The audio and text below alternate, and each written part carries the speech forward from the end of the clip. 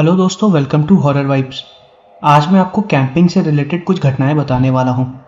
ये घटनाएं सुनने में बहुत ही ज़्यादा मिस्टीरियस और अजीब है, तो आप वीडियो को एंड तक ज़रूर देखिएगा। साथ ही अगर आप चैनल पर नए हैं तो चैनल को सब्सक्राइब ज़रूर करिएगा, वीडियो को लाइक ज़रूर करिएगा। मुझे कमेंट करके ये भी बताइएगा कि आपको वीडियो कैसी लगी और मैं अगली वीडियो किस टॉपिक पर बनाऊँ। और अगर आपके साथ भी कोई अजीब सी घटना घटी हो तो वो सारी घटनाएं आप मुझे मेरे इंस्टाग्राम पर भेज सकते हैं। मैं अपने इंस्टाग्राम का लिंक वीडियो के डिस्क्रिप्शन में दे दूंगा। वीडियो पसंद आए तो चैनल को सब्सक्राइब करना मत भूलिएगा। आप में से बहुत लोग वीडियो देखते तो हैं लेकिन चैनल को सब्सक्राइब नहीं करते, तो मैं आपसे रिक्वेस्ट करूंगा कि प्लीज़ मेरे चैनल को सब्सक्राइब करिए, जिससे मुझे थोड़ा सपोर्ट मिलेगा। खैर, तो ज़्यादा टाइम न लेते हुए वीडियो करते हैं शुरू और खो जाते हैं अंधेरों में अंधेरों में अंधेरों में। ये पहली घटना जो मैं आपको बताने वाला हूँ, ये लूथौर नाम के एक आदमी के साथ घटी है, जो कि एक प्रोफेशनल कैंपर है।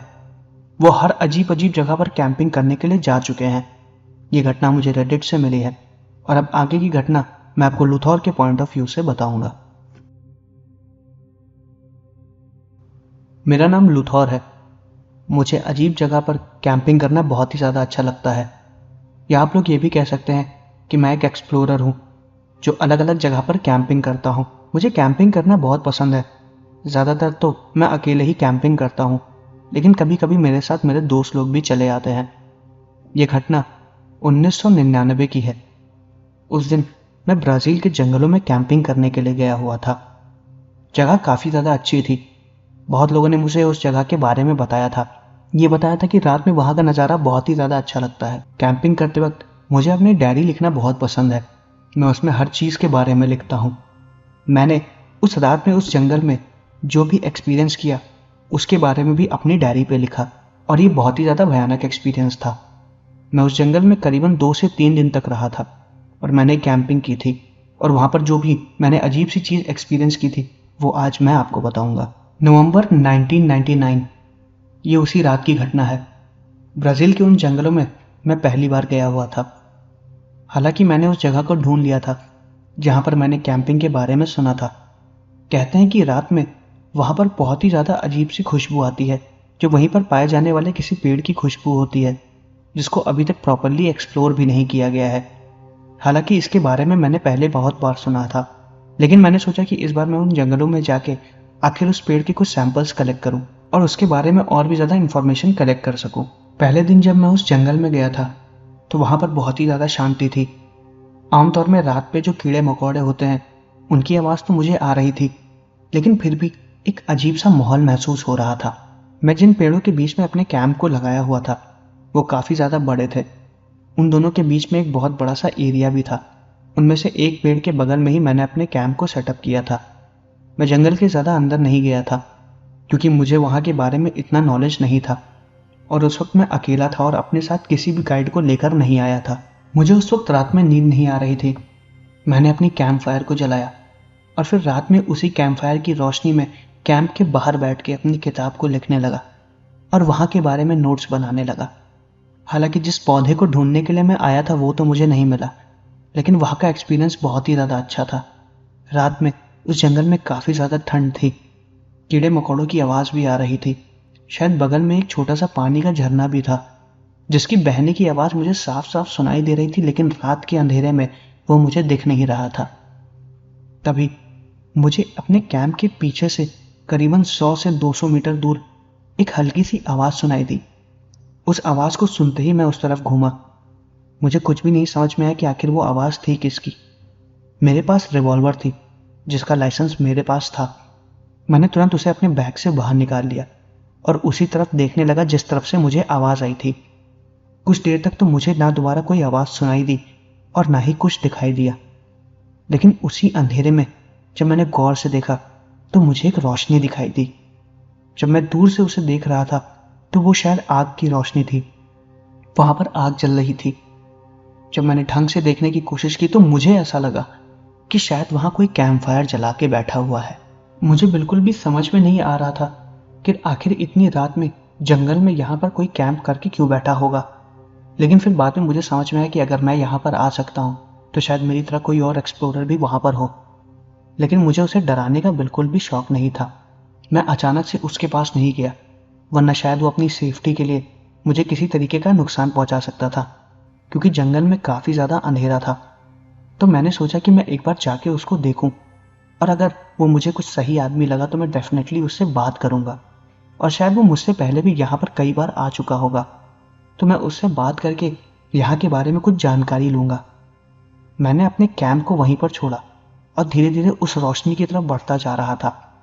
मैंने अपने हाथ में टॉर्च ले ली थी, लेकिन उसे जलाया नहीं था। कहीं ऐसा ना हो कि वो आदमी मेरी टॉर्च की रोशनी को देख के परेशान हो जाए। मैं धीरे धीरे उस कैंप की तरफ बढ़ रहा था जहां पर वो आदमी बैठा हुआ था। जब मैं वहां पर पहुंचा तो एक बड़े से पेड़ के पीछे छुप गया और उस कैंप को देखने लगा। वहां पर आग जल रही थी और कैंप भी लगा हुआ था, लेकिन वहां पर कोई भी नहीं था। वो कैंप दो बड़े से पेड़ों के बीच में बना हुआ था।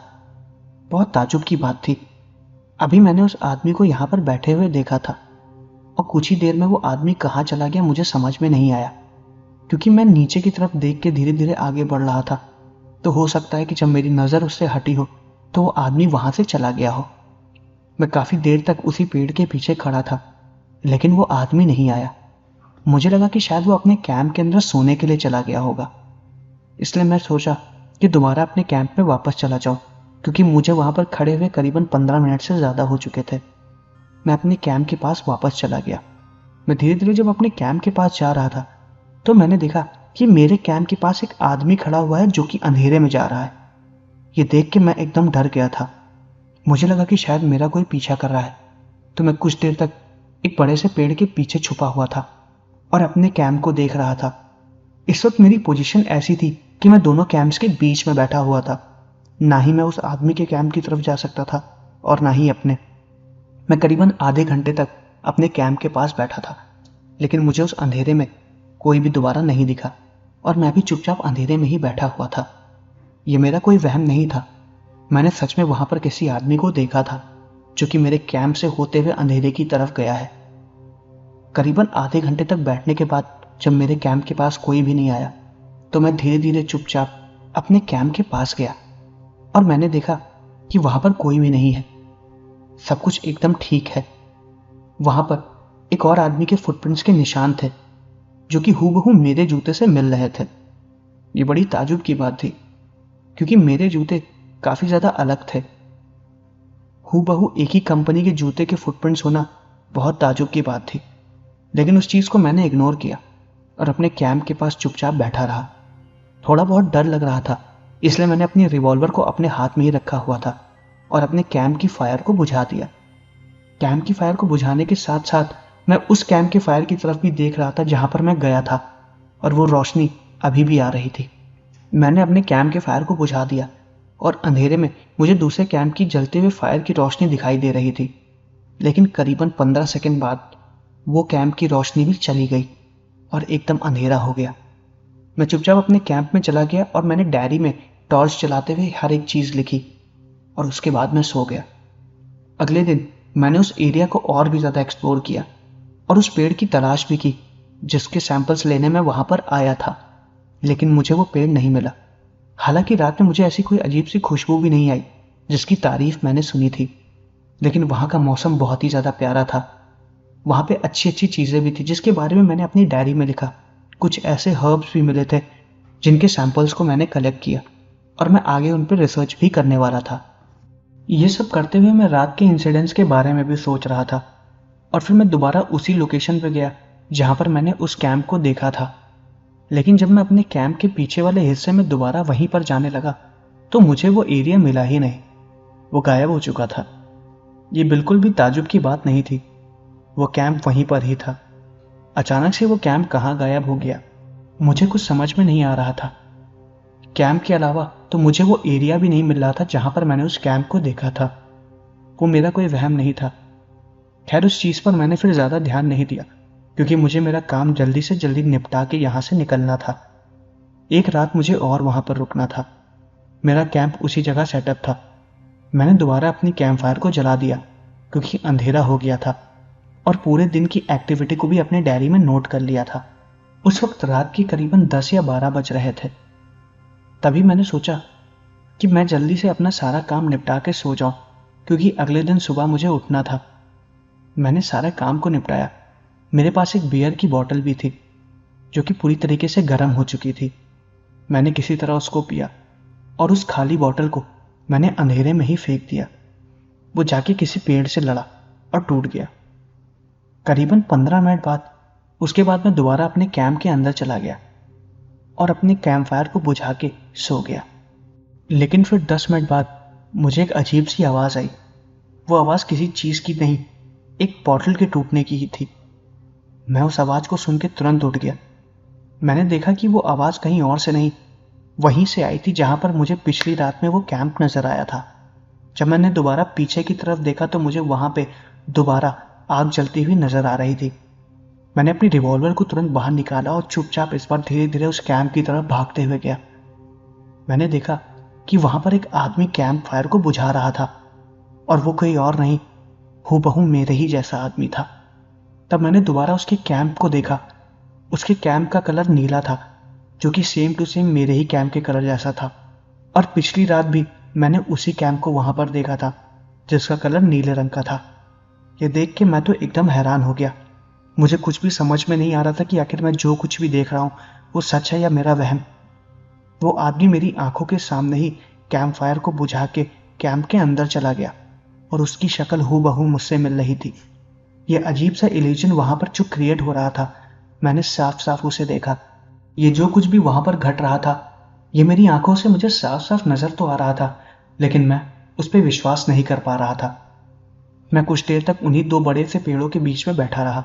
फिर मैंने ध्यान दिया कि ये दो बड़े पेड़ जिनके बीच में वो कैंप लगा हुआ है, सेम टू सेम वही दो बड़े पेड़ हैं जिनके बीच में मैंने कैंप लगाया हुआ था। और वो एरिया भी हूबहू वैसा ही था। आग भी वहां पर जल रही थी। सेम टू सेम जो कुछ भी मैं वहां पर कर रहा था वो मेरी आंखों के सामने दोबारा क्रिएट हो रहा था। और इस चीज को देखने वाला मैं वहां पर अकेला ही था। मैं ये सब चीजें सोच ही रहा था, तभी मेरी आंखों के सामने ही एक और बॉटल टूटने की आवाज आई। और वो आदमी जो कि मेरे सामने कैंप में घुसा था, जो कि हूबहू मेरी ही शक्ल का था, वो अंधेरे से तुरंत बाहर निकला और रिवॉल्वर को लेके अंधेरे में चला गया अपने कैंप के पीछे। और ये मैंने साफ साफ अपनी आंखों से देखा। कुछ देर तक मैं उसी पेड़ के पास बैठा रहा, लेकिन वहां पर कोई भी नहीं आया। मैंने हिम्मत की और मैं फिर धीरे धीरे उसी कैंप के पास गया जहां पर मैंने उस आदमी को देखा था। मैंने देखा कि उस कैंप का एरिया सेम टू सेम हूबहू मेरे ही कैंप जैसा था। और मैंने जब कैंप के अंदर झांक के देखा तो उसके अंदर पड़े हुए सारे सामान हूबहू मेरे सामान जैसे थे। वहीं पर एक छोटी सी डायरी पड़ी हुई थी, और जब मैंने उस डायरी को देखा तो उस डायरी में मेरी ही हैंडराइटिंग थी और वो मेरी ही डायरी वहां पर पड़ी थी। ये सब क्या हो रहा था मुझे बिल्कुल भी समझ में नहीं आ रहा था। मैं जो कुछ भी देख रहा था उस पर विश्वास नहीं कर पा रहा था। बहुत ही अजीब सा फील हो रहा था। तभी मेरे हाथ में जो डायरी थी, मैंने उसके सबसे पीछे का एक पेज फाड़ दिया और उस डायरी को वहीं पर रख दिया और दोबारा भागते हुए अपने कैंप की तरफ गया। जब मैं वहां पर गया तो वहां पर एकदम शांति थी। एकदम वैसा ही था जैसा मैं छोड़ के गया था। मैं तुरंत अपने कैंप के अंदर गया और अपनी टॉर्च से जला के अपनी डायरी को दोबारा देखा तो मैं देख के एकदम हैरान हो गया था।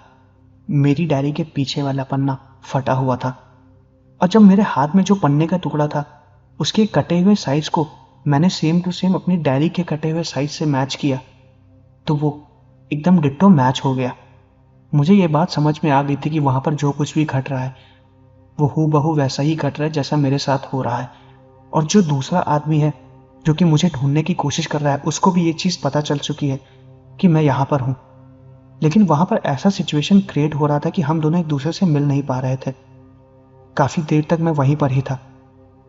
मैंने सोचा कि मैं चिल्ला के उसको आवाज दूं, लेकिन फिर मैं एकदम शांत रहा क्योंकि मेरा दिमाग ढंग से काम नहीं कर रहा था। मुझे लगा कि शायद बियर पीने की वजह से मुझे नशा हो गया है, लेकिन मैंने बहुत बार ज्यादा बियर भी पी है और ऐसा अजीब सा नशा तो मुझे पहले कभी भी नहीं हुआ। मैंने फिर उस सिचुएशन में ज्यादा ध्यान नहीं दिया क्योंकि मेरा दिमाग ढंग से काम नहीं कर रहा था। मैं चुपचाप अपने कैंप के अंदर जाके सो गया और फिर मेरी आंख अगले दिन सुबह खुली तब मेरे सर में थोड़ा बहुत दर्द हो रहा था।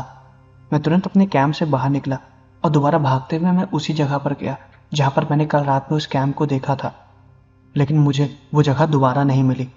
मैं समझ गया था कि जंगल के इस एरिया में कुछ ना कुछ अजीब जरूर हो रहा है। या तो मुझे किसी तरीके का कोई वहम हो रहा है, या तो यहाँ पर कोई अजीब सी पैरानॉर्मल घटना घट रही है। उसके बाद मैंने उसी वक्त दोबारा अपने सारे सामान को पैक किया और अपने कैंप को पैक किया और वहाँ से चला गया। ये घटना जो मेरे साथ उस जंगल में घटी, मैंने इसके बारे में सारी डिटेल अपनी डायरी में लिखी और कई लोगों को भी बताया। लेकिन इस घटना के घटने का मेरे पास कोई भी प्रमाण नहीं था, तो जाहिर सी बात है मेरी बात पर किसी ने भी विश्वास नहीं किया। लेकिन ये घटना जो मेरे साथ घटी, ये बहुत ही ज़्यादा अजीब थी। मैं उस जंगल में करीबन 2 से 3 दिन तक और रुकने वाला था, लेकिन इस घटना के घटने के बाद मेरी वहाँ पर रुकने की बिल्कुल भी हिम्मत नहीं हुई और फिर मैं वहाँ से चला आया। इस घटना के घटने का मेरे पास कोई भी प्रमाण तो नहीं है, लेकिन इस घटना के बताए गए एक एक शब्द एकदम सच है और मेरे साथ वहाँ पर जो कुछ भी घटा वो एकदम सच था।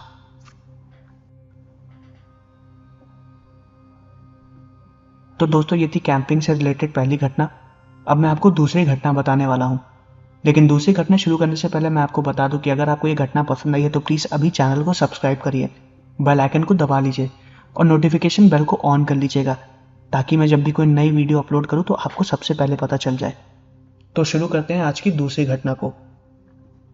ये जो दूसरी घटना मैं आपको बताने वाला हूँ, ये घटना 3 दोस्तों के साथ घटी है। उन तीनों का नाम एलन, एलिसा और रॉनी था। एलन, एलिसा दोनों भाई बहन थे और रॉनी उन दोनों का बचपन का दोस्त था। और अब आगे की घटना मैं आपको एलन के पॉइंट ऑफ व्यू से बताऊंगा। मेरा नाम एलन है। मैं और एलिसा, हम दोनों को कैंपिंग करना बहुत अच्छा लगता था। हमारा बचपन का दोस्त रॉनी था, उसको भी कैंपिंग करना बहुत ही ज़्यादा अच्छा लगता था। हम लोग ईस्ट ऑस्ट्रेलियन फॉरेस्ट में कैंपिंग के लिए गए हुए थे। वहाँ का मौसम काफ़ी ज़्यादा अच्छा था। कैंपिंग के लिए वहाँ पर कई लोग जाया भी करते थे। जब हम वहाँ पर कैंपिंग के लिए पहुंचे तो वो जगह बहुत ही ज़्यादा सुंदर थी। ढेर सारे कैंप्स भी लगे हुए थे, लेकिन वो हमसे काफ़ी ज़्यादा दूर थे। हमने भी एक अच्छी सी जगह देख के अपने कैंप को सेटअप कर लिया। उस वक्त शाम के करीब 5 या 6 बज रहे होंगे। हमने 2 कैंप सेटअप किए थे। मैं और रॉनी एक कैंप में थे और एलिसा अपने दूसरे कैंप में थी। हम तीनों लोगों ने मिलकर फिर अपनी कैंप की बॉनफायर जलाई और आपस में वहीं पर बैठ के बातें कर रहे थे। यह घटना 2006 की है। उस वक्त हमारी उम्र करीब 22-23 साल की थी। हम तीनों की उम्र लगभग सेम ही थी। एलिसा मेरी बहन मुझसे 2 साल छोटी थी। जब हम अपनी कैंप फायर के पास बैठे हुए थे तो हमने देखा कि हमारे कैंप के जस्ट सामने एक छोटा सा कैंप और लगा हुआ है, जिसमें एक बूढ़े कपल थे। वो काफ़ी दूरी पर बैठे हुए थे। हमें साफ साफ वो दिखाई दे रहे थे। उनमें से जो बूढ़ी औरत थी वो बार बार घूम के हमारी तरफ ही देख रही थी और बूढ़ा आदमी वो भी हम तीनों को ही देख रहा था, लेकिन बहुत ही ज़्यादा गुस्से में। वो बूढ़ी औरत हमें देख के अजीब सी स्माइल दे रही थी। उसकी स्माइल में बहुत अजीब सा डर था। उसे देख के ऐसा लग रहा था कि वो हमसे कुछ चाहती है, लेकिन हम चुपचाप उसको इग्नोर करने की कोशिश कर रहे थे। वो बार बार हमें हाथ दिखा के अपनी तरफ बुलाने की कोशिश कर रही थी। शायद वो हमें अपने पास रखे हुए खाने को खाने के लिए इनवाइट कर रही थी। एलिसा ने उसको बार बार देखा। मैं उसे उधर देखने के लिए मना कर रहा था, लेकिन वो बार बार उधर ही देख रही थी। मैंने उससे बोला कि तुम आखिर उधर क्यों देख रही हो, उधर मत देखो और चुपचाप यहीं पर ही फोकस करो। उसने कहा कि पता नहीं क्यों उसका दिमाग बार बार वहीं पर ही जा रहा है। वो दोनों बूढ़े औरत और आदमी हम तीनों की तरफ ही देख रहे थे। ऐसा लग रहा था कि शायद वो हमसे कुछ बोलना चाहते हो। करीबन 1 घंटे तक ऐसे ही चलता रहा। हम तीनों लोगों को थोड़ा अनकंफर्टेबल फील हो रहा था। उन्होंने भी अपने कैंप के बाहर कैंप फायर जला रखी थी और हमने भी। रॉनी का मूड कुछ ठीक नहीं था। वो भी उन लोगों को देख के बार बार इरिटेट हो रहा था। पता नहीं रॉनी के दिमाग में क्या आया, वो उठ के उनके पास चला गया और उनसे फिर पूछ लिया कि आपको कुछ दिक्कत है क्या। उन्होंने बोला नहीं, उन्हें कोई दिक्कत नहीं, वो तो बस हमें अपने साथ लाए हुए खाने को खाने के लिए इनवाइट कर रहे थे। रॉनी ने उनको साफ साफ मना कर दिया और बोला कि हमें आपकी मदद की कोई ज़रूरत नहीं है। रॉनी ने देखा कि वो दोनों बुजुर्ग वहीं पर ही बैठे हुए थे और उनके कैंप के अंदर कोई सो रहा था। उसका उसने पैर देखा था। देखने में लग रहा था कि शायद वो कोई छोटा सा लड़का है जिसकी उम्र करीब 10 या 11 साल की है। रॉनी ने इस बात पे फिर ज़्यादा ध्यान नहीं दिया और फिर वो हमारे पास वापस आके बैठ गया। हम लोग फिर काफ़ी देर तक वहीं पर ही बैठे रहे और वो दोनों बूढ़ा बूढ़ी वहीं पर चुपचाप बैठे हुए थे, लेकिन अब उन्होंने हमारी तरफ नहीं देखा। अंधेरा और ज़्यादा हो गया था। हम काफ़ी ज़्यादा थक गए थे, तो हम तीनों लोग अपने अपने कैंप में सोने के लिए चले गए। मैं और रोनी एक कैंप में थे और मेरी बहन अपने कैंप में जाकर सो गई थी। उस वक्त रात के शायद 1 या 2 बज रहे थे। मेरी आंखें खुली। मुझे बहुत अजीब सी आवाज़ आ रही थी। ऐसा लग रहा था कि कोई हमारे कैंप के पास गोल गोल घूम रहा है। मुझे किसी के चलने की आवाज़ आ रही थी। मेरी आंखें खुल तो गई थी और मुझे डर भी लग रहा था। मैंने रोनी को जगाया, लेकिन रोनी बहुत ही ज़्यादा गहरी नींद में था। मैं तुरंत अपने कैंप में बनी हुई छोटी सी खिड़की से अपनी बहन के कैंप की तरफ देखने लगा, तो मुझे पता चल रहा था कि वो भी अपने कैंप में सो रही है। मैं ये भी जानने की कोशिश कर रहा था कि आखिर वो चलने की आवाज़ किसकी है और वो आ कहाँ से रही है। तभी मैंने चुपचाप रोनी को जगाया। रोनी की आंखें खुली। जब मैंने रोनी को बताया कि हमारे कैंप के बाहर कोई घूम रहा है और रोनी को भी जब वही आवाज़ सुनाई दी, तो हम दोनों लोग एकदम सतर्क हो गए। हम तुरंत अपने कैंप से बाहर निकले, लेकिन वहाँ पर कोई भी नहीं था। हमें अंधेरे में एक लड़का खड़ा दिखाई दे रहा था। वो हमें अंधेरे की तरफ बुला रहा था और वो हमें उसी तरफ बुला रहा था जिस तरफ उन दोनों बुजुर्ग का कैंप लगा हुआ था। हमने एलिसा को भी जगाया, लेकिन वो नहीं जगी। जब हम भाग के उसके कैंप के अंदर गए तो हमने देखा कि एलिसा वहां पर है ही नहीं, और ये देख के हम एकदम शॉक्ड हो गए थे। वो छोटा लड़का जो कि अंधेरे में खड़े होकर हमें बुला रहा था, हम भाग के उसकी तरफ गए, लेकिन वो वहां से गायब हो गया। हमें ऐसा महसूस हुआ कि वो किसी डायरेक्शन में भाग रहा है और हम भी फिर उसी डायरेक्शन में जा रहे थे। वो डायरेक्शन वही थी जहां पर उन दोनों बुजुर्ग का कैंप था। उसके थोड़ा सा ही पीछे वहां पर एक छोटी सी आग जल रही थी। जब हमने देखा तो वो दोनों बुजुर्ग एक छोटी सी डेड बॉडी के बगल में अलीशा को लिटाए हुए थे और कोई अजीब सा ब्लैक मैजिक कर रहे थे। ये देख के मैं और रोनी एकदम डर गए और भाग के वहीं पर ही गए। जब हमने उन दोनों को देखा तो वो लोग हमें देख के चौंक गए। मुझे समझ में नहीं आया कि आखिर वो दोनों बुजुर्ग लोग अलीशा को उठाकर अपने साथ लेकर कैसे गए, क्योंकि उनके शरीर में तो मुझे उतनी भी जान नजर नहीं आ रही थी। हमने उन लोगों को पकड़ा और तुरंत चिल्लाने लगे। हमारी आवाज़ सुन के जो दूर दूर लोगों ने कैंप लगाया हुआ था वो भी हमारे पास आने लगे और हमने फिर वहाँ के फॉरेस्ट रेंजर को भी इन्फॉर्मेशन दी। करीबन 15 से 20 मिनट में वहाँ पर भीड़ जमा हो गई और हमने देखा कि अलीसा वहीं पर ही बेहोश पड़ी हुई थी। वो दोनों बुजुर्ग लोग पागल थे। जब पुलिस वालों ने उनसे पूछा कि आखिर वो लोग ये सब हरकत क्यों कर रहे थे, तो उन्होंने बताया कि वो लोग अपने बच्चे को जिंदा करने की कोशिश कर रहे थे। मतलब कि वो लोग ब्लैक मैजिक करने की कोशिश कर रहे थे और वो लोग बहुत देर से अलीसा को वहीं पर ही बैठ के देख रहे थे। जब रोनी उनके पास गया था बात करने, तो दरअसल वो मुझे और रोनी को नहीं, अलीसा को अपना शिकार बनाने की प्लानिंग कर रहे थे। वो किसी तरह का ब्लैक मैजिक यूज करके अपने बच्चे को जिंदा करने की कोशिश कर रहे थे। शायद वो लोग पागल थे। उनमें से एक बुजुर्ग के हाथ में तो एक चाकू भी था, जिससे शायद उसने अलीसा के बाल भी काटे थे और वो उसे मारने वाला भी था, ताकि वो उसका सैक्रिफाइस करके अपने बच्चे को जिंदा कर सके। और ये सारी डिटेल उस बुजुर्ग ने खुद बताई थी। हमें बिल्कुल भी समझ में नहीं आया कि आखिर वो हमसे ऐसा क्यों चाहता था। जब पुलिस वालों ने उस बच्चे का चेहरा देखा तो मैं और रोनी एकदम देख के शॉक हो गए। वो वही बच्चा था जिसने हमें उठाया था और जो हमारे कैंप के चारों तरफ घूम रहा था, और वो वही बच्चा था जो भागते हुए हमें इस जगह पर लेके आया था। वो शायद उस बच्चे की आत्मा थी जो खुद नहीं चाहती थी कि उसके माता पिता, अगर वो हैं, तो वो इस तरह की हरकतें करें। मैं और रोनी एक दूसरे को देख रहे थे, लेकिन इसका स्टेटमेंट हमने पुलिस वालों को नहीं दिया, वरना वो लोग हमें पागल ही समझते। हमने सिर्फ उन्हें इतना बताया कि हम अलीजा को ढूंढते हुए वहां पर पहुंचे और फिर उन दोनों बुजुर्ग को हमने इस हाल में देखा। तभी उसी वक्त पुलिस वालों ने पोस्टमार्टम के लिए मेडिकल टीम को बुलाया और उस बॉडी को भेज दिया, और उन दोनों बुजुर्गों को पुलिस अपने साथ पकड़ के ले गई। करीबन 1 घंटे बाद अलीजा को भी होश आ गया। उसको तो कुछ याद भी नहीं था कि आखिर वो वहां पर पहुंची कैसे। उसे आखिरी चीज बस यही याद थी कि वो हम दोनों को गुड नाइट बोल के कैंप में सोने गई है। इसके बाद का उसको कुछ भी नहीं याद था। यह अजीब सी घटना जो हम तीनों के साथ घटी, इसका हमारे पास कोई प्रमाण तो नहीं है, लेकिन एकदम सच है। अगर उस टाइम शायद उस बच्चे की आत्मा सही समय पे हमें कोई इंडिकेशन ना देती, तो शायद आज मेरी बहन जिंदा ना होती। तो ये थी दूसरी घटना। अब मैं आपको एक तीसरी घटना बताने वाला हूं जो कि एलिफो नाम के एक लड़के के दादाजी के साथ घटी थी, और अब आगे की घटना मैं आपको एलिफो के पॉइंट ऑफ व्यू से बताऊंगा। मेरा नाम एलिफो है। ये घटना मेरे दादाजी के साथ घटी थी।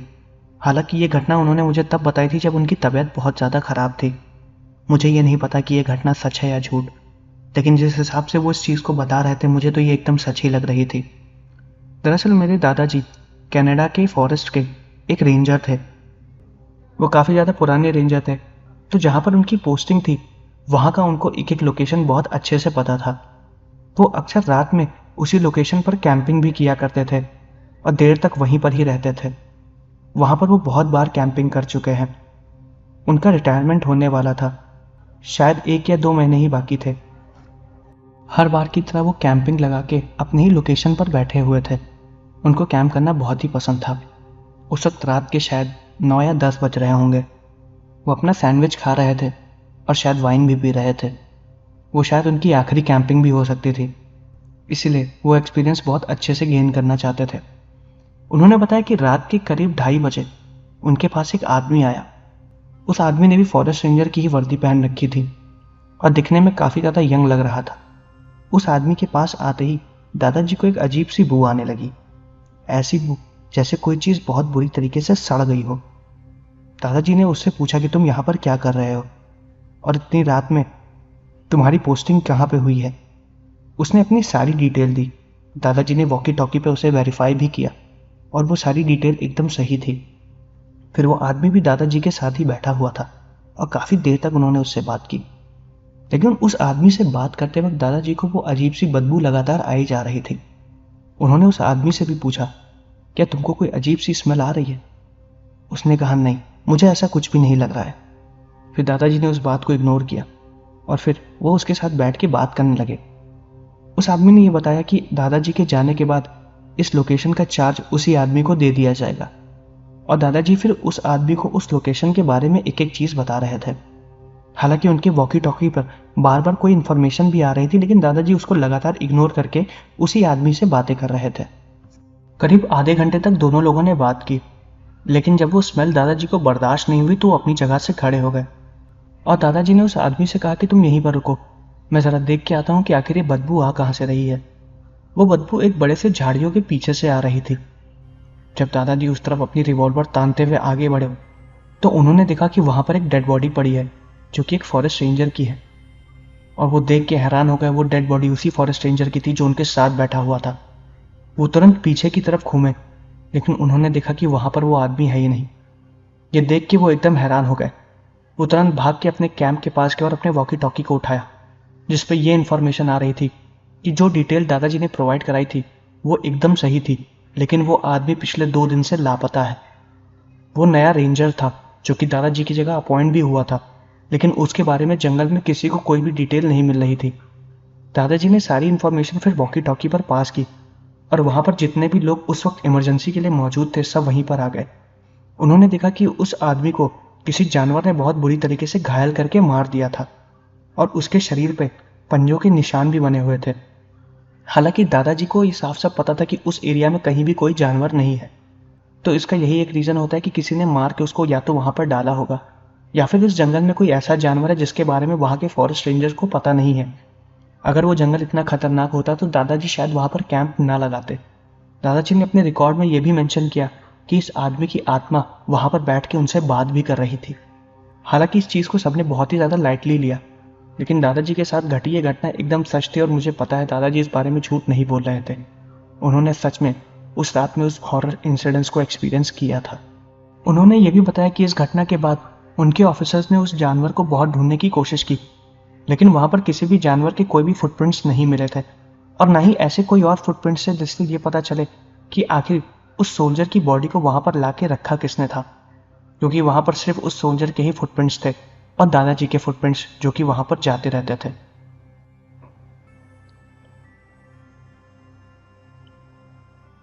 तो दोस्तों, ये थी कैंपिंग से रिलेटेड 3 घटनाएं।